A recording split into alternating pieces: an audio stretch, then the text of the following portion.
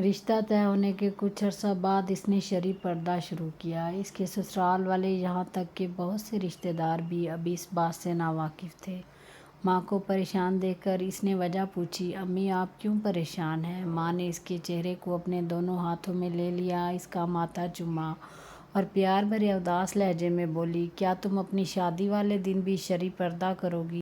جی امی، اس نے پورے اعتماد کے ساتھ جواب دیا۔ ماں مگر بیٹی امی، میں نے اپنے رب کی رضا کی خاطر ایک فیصلہ لیا ہے اور مجھے یقین ہے وہ مجھے تنہا نہیں چھوڑے گا۔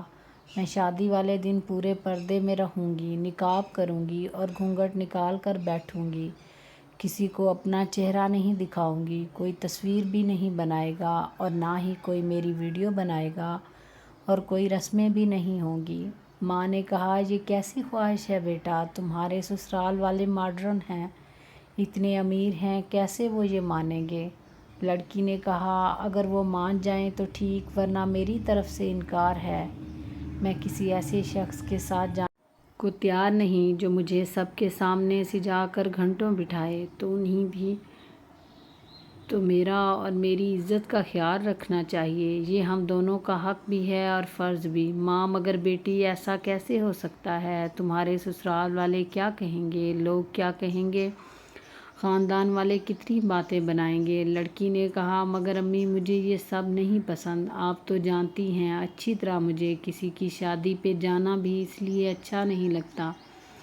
ماں بیٹی کی باتیں سن کر خاموش ہو جاتی ہے۔ آخرکار یہ بات پہلے اس کے والد، پھر اس کے سسرال اور اس کے ہونے والے شوہر تک پہنچتی ہے۔ سسرال والے صاف انکار کر دیتے ہیں، مگر لڑکا یہ کہہ کر مسئلہ حل کر دیتا ہے کہ میں اپنی ہونے والی بیوی کی ہر خواہش کا احترام کرتا ہوں۔ مگر امتحان کی اصل گھڑی تو تب شروع ہوتی ہے جب وہ دن آتا ہے۔ آخرکار وہ دن آ گیا۔ ہال بہت ہی خوبصورت سجا ہوا ہوتا ہے، ہر طرف خوشی کا ماحول ہوتا ہے، بہت سے مہمان شادی میں شریک ہوتے ہیں۔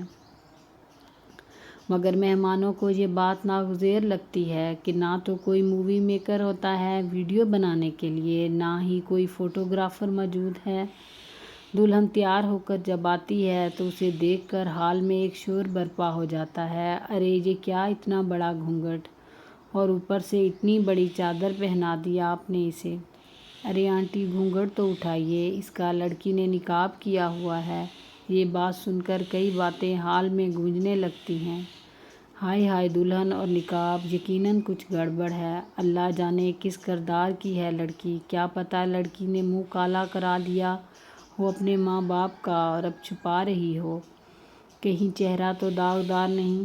کسی نے کہا، اپنا چہرہ تو دکھائیے، ہمیں آپ کی تصویر بنانی ہے۔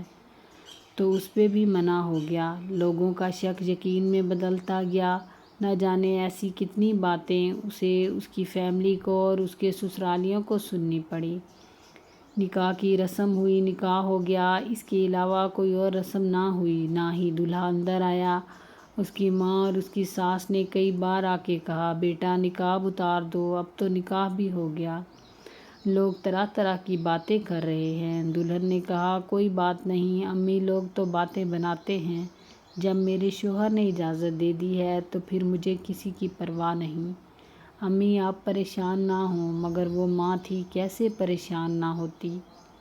سب لوگ اس کی پاک دامن اور پاکیزہ بیٹی پر جملے کس رہے تھے، اس کے کردار پر کیچڑ اچھال رہے تھے، مگر وہ بھی